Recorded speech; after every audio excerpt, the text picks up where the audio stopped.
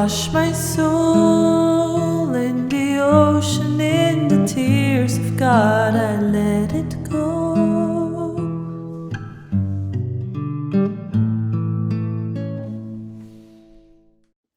Cancer, July 2020. Wow, epic month. Epic 6 months. From July to the end of the year. Epic in a sense, it's going to be like a roller coaster. And you're thinking, what? Was it not a roller coaster till now? Wait. Wait. We're just climbing up on the roller coaster, especially as the cardinal signs, Cancers, Aries, Libras, and July is like a turning point because most of the planets will be now at cardinal houses.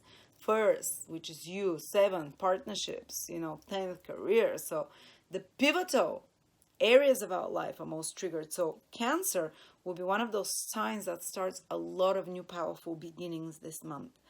I think this month is like a division between your previous life and new life after. And it's the last eclipse on the axis of Cancer and Capricorn as well. So it's the last pivotal fated events that will happen for a bit for you that can turn your life around. And it starts this eclipse on the 5th of July. And so Cancer is born around the 3rd, 4th, 5th, 6th, 7th of July. They can have like a pivotal turnaround fated event that happens in their life. But if you're Cancer, Sun, Moon, or Rising, this is the prediction for you. This is the horoscope for you. Let's see. Do we start with the eclipse? Yes, the eclipse is happening in your first house. The sun is supposed to be here, but the kids lost it. So the eclipse is happening, in your 7th house. And Saturn is coming back to your 7th house till the end of the year. And this eclipse is about completing, ending, culminating. And Saturn is also about trying for the last time to fix matters in your relationships.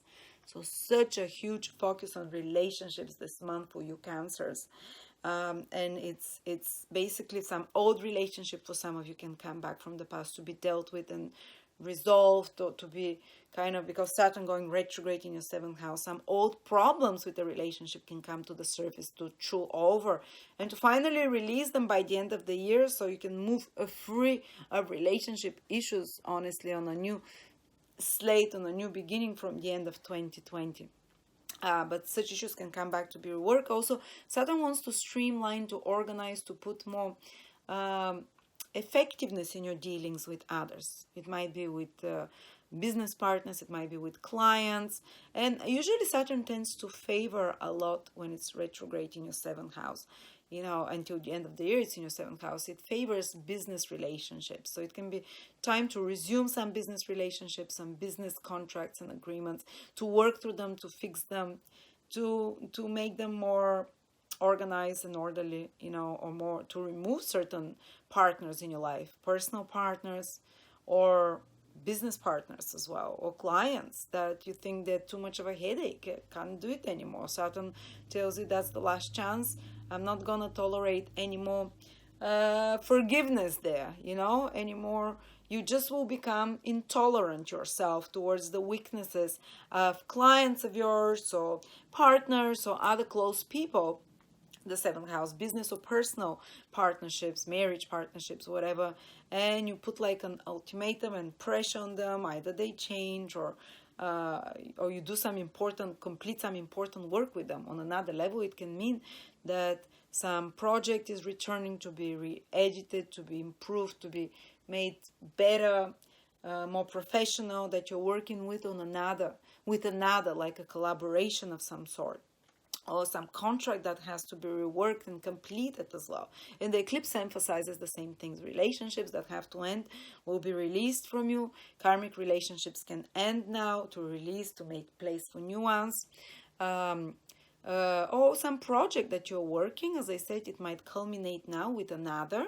It can culminate and give you results. 7th house is also a business house of contracts, of agreements, of signing, kind of business partnerships and locking you in contracts. So you might also have a lot of hectic activity around those topics.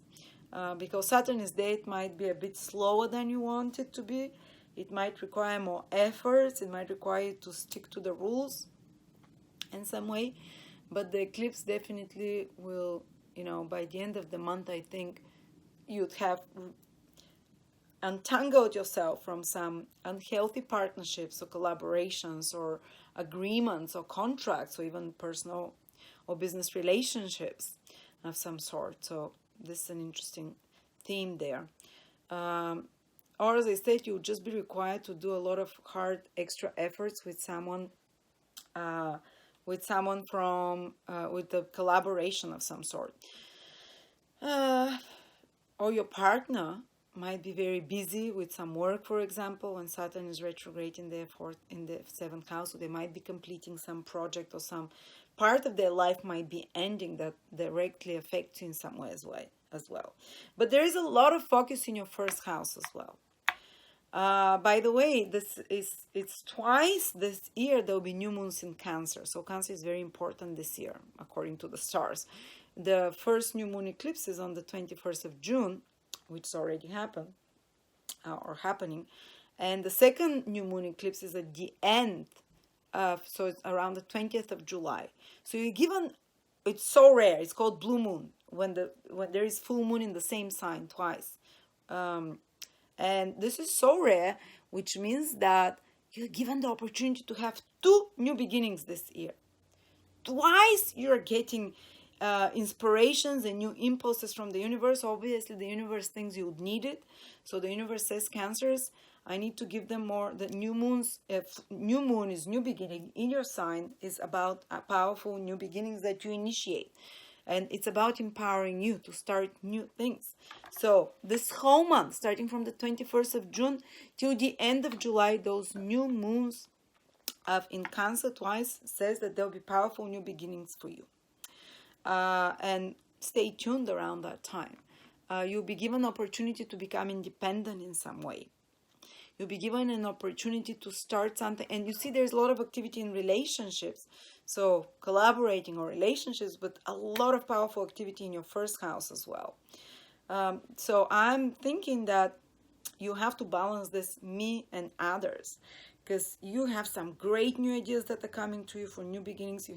You're pushed to initiate new things, but at the same time you have to take into consideration others' needs as well, as if Cancer doesn't do that already. But you see, there will be important developments in the lives of your partners and in regards to activities with partners, but also you're starting new things. So there will be this push and pull. So be careful, especially the second part of the month, when the opposition, the whole month,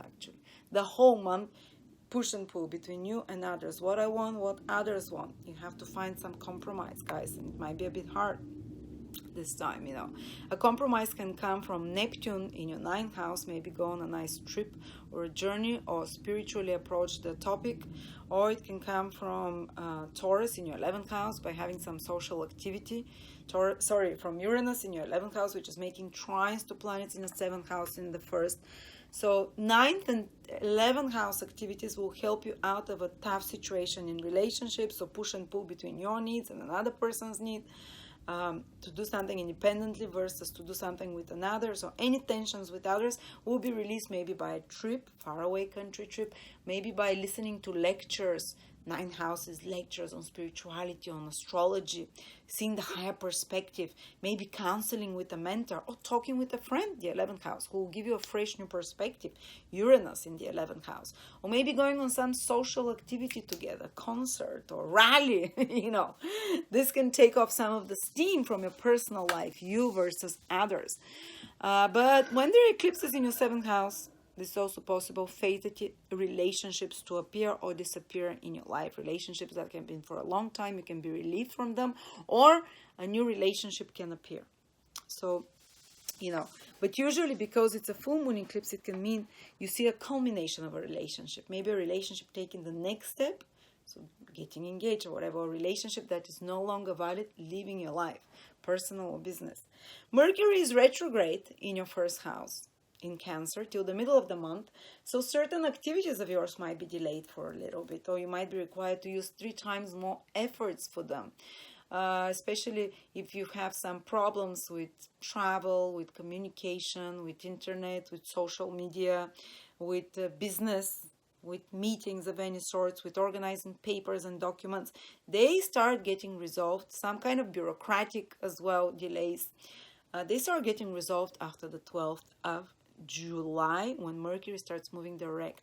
Also, if you've been working on some mercurial project very intensely while Mercury was retrograde, editing, fixing, correcting, writing, speaking, trying to use your skills and intelligence very in a focused manner, or working on some business project or whatever, by the end of the month, you'll start seeing the results. From the middle of the month, things start going more according to plan for you. No surprises anymore with Mercury retrograde in your sign, which might have frustrated you from the middle of July till from the middle of June till the middle of July, with things going opposite of how you expect. But the final result, if you put a lot of your skills and intelligence, which is Mercury, if you put good communication skills, you'd be led with way more stable product, which is Mercury, way more stable communications, way more by the end of that, by the middle of July, basically. If you are working on some project, you start seeing the results, which will be way more lasting, business project, personal, from the middle of July onwards, and it starts becoming easier, and you can breathe easier from the middle of July. And at the end of around the 20th of July is the new moon, again in Cancer, clean slate for the first time in years, new moon without eclipse in your sign. Phew.